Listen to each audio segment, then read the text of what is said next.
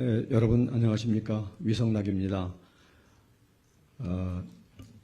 일정이 다 끝났는데요.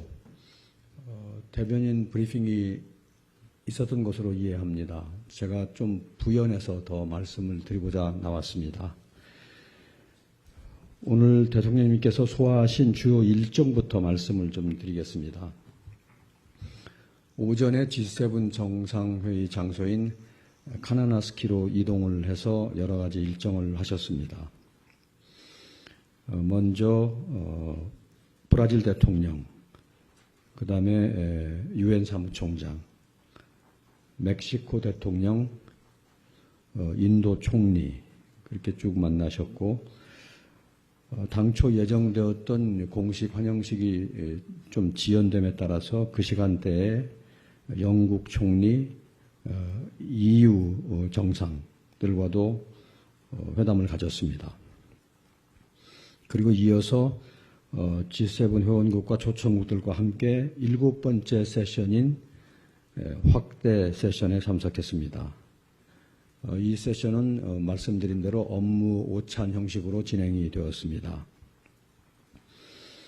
거기서 에너지 안보의 미래, 에너지 안보의 미래에 대해서 각국들의 비전과 노력이 공유가 되었는데 여기서 우리 대통령님 발언을 하셨습니다. 그리고 일본 총리, 카나다 총리와 회담을 가지고 G7 정상회의 참석 일정을 모두 마무리했습니다. 주요 내용은 이미 배포해드린 보도자료를 참고해 주시면 좋겠습니다. 그 중에서 몇 가지만 영국, 일본, 카나다 등 G7 회원국과의 회담을 특기사항 위주로 간단히 요약해 드리겠습니다. 먼저 영국입니다. G7 회원국 정상 중에서는 영국과 처음 정상회담을 오전에 가졌습니다. 스타머 총리는 인권 변호사 출신입니다. 실용적인 리더십으로 잘 알려져 있습니다. 또 우리 대통령님도 유사한 변호사 출신이기 때문에 또 통합과 실용을 강조하는 입장이기 때문에 서로 공통점을 바탕으로 이야기가 시작이 되었고, 덕분에 시종일관 화기애애한 분위기에서 대화가 오고 갔습니다. 양 정상은 글로벌 파트너로 부상한 한영 양국의 전략적 파트너십을 교역, 투자, 디지털, 공급망, 청정에너지 분야를 포함해서 더욱 다층적으로 발전시켜 나가자는 데 뜻을 같이 했고, 앞으로 이를 위해서 긴밀히 소통을 하기로 했습니다. FTA를 진전시키는 데도 의견을 모았습니다. 북한 핵 문제와 한반도 평화를 위해 공조하기로 한 점도 있었습니다. 다음은 일본입니다. 이시바 총리와는 지난주 통화에 이어서 처음으로 만났습니다.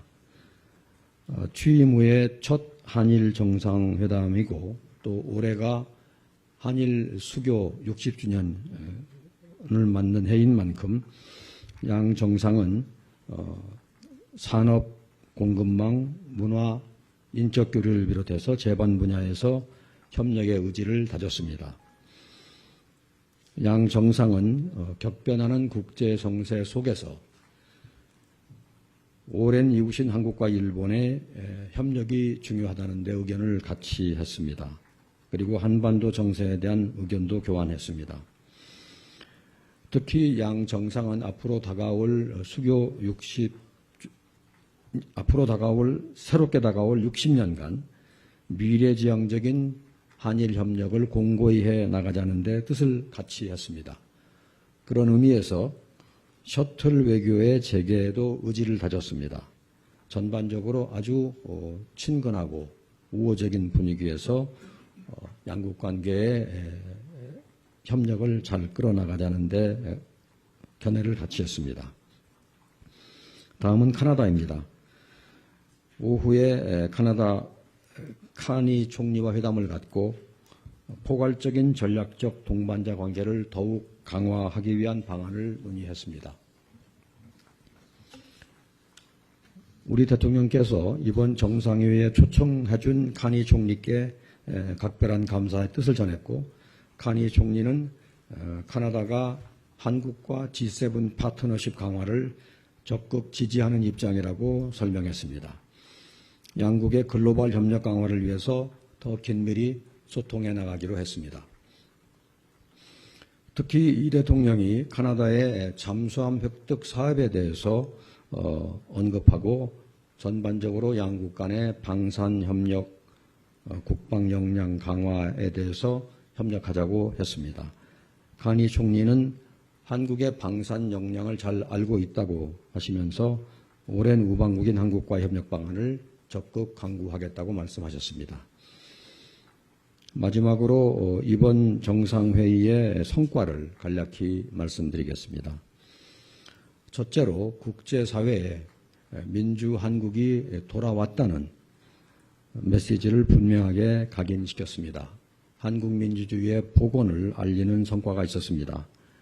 이번에 만난 정상들 대부분이 한결같이 국내 정치적 위기를 극복한 한국의 민주주의 회복력을 높이 평가했습니다. 그리고 한국의 새 정부 출범을 환영한다는 메시지를 전했습니다. 둘째로 한국의 정상회견은 완전히 복원되었습니다. 취임 열흘여 만에 국제사회를 선도하는 주요국 정상과 만나서 친분을 쌓고 정상 차원의 협력 강화 방안을 논의하면서 지난 6개월여간 멈춰있던 정상외교의 공백이 사라졌습니다. 대통령께서는 특유의 친화력과 또 유머를 활용해서 격이 없는 대화를 이끌어내시는 모습을 여러 차례 보여주셨습니다. 예컨대 브라질 정상과는 유사한 유년기, 성장기의 경험을 토대로 대화를 이끌어 가시고, 또 인도 정상과도 어려운 처지에서 정치를 이어왔던 경험을 바탕으로 얘기를 했고, 남아공과는 민주화 역정에 대한 공감대를 소재로 얘기를 시작했고요. 멕시코 정상과는 서민 공감 정치를 하는 데 대해서 많은 대화를 나누었습니다. 정식 회담을 갖지 못한 정상들의 경우에도 회의 중간중간에 여러 대화를 나누었는데, 예컨대 프랑스의 마크롱 대통령과는 오찬 회담 시에 옆자리에 앉게 되었습니다. 오른쪽에 마크롱 대통령이 있었고 왼쪽에 스타머 영국 총리가 있었습니다. 그런 계기에 많은 대화를 나누었습니다. 셋째로는 국익 중심 실용외교의 모습을 실현했습니다. 국익을 기초한 실용외교의 첫 걸음을 뗀 성과가 있었습니다. 거의 모든 양자회담에서 예외 없이 무역, 투자, 통상, 공급망, 에너지 등 우리 경제와 기업에 도움이 되는 실질 협력을 전전시키는 방향에 대한 집중적인 논의가 있었습니다. 넷째로 세계 경제 안보의 대전환 속에서 글로벌 현안 논의에 능동적으로 참여해서 우리의 비전과 역할을 분명히 했습니다. G7 플러스 국가로서의 대한민국의 위상을 분명히 하는 성과가 있었습니다. 이번 정상회담에서 우리는 안정적인 에너지 시스템의 구축, 핵심 광물 공급망의 협력, 그리고 AI 글로벌 생태계 구축과 글로벌 AI 협력 비전을 제시하면서 에너지 안보 그리고 AI 분야에서 대한민국의 강점과 리더십을 각인시켰습니다.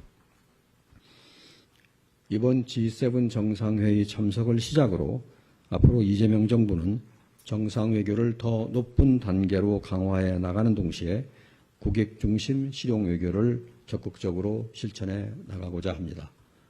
이상 제 말씀을 마치고 질문에 답변을 올리겠습니다.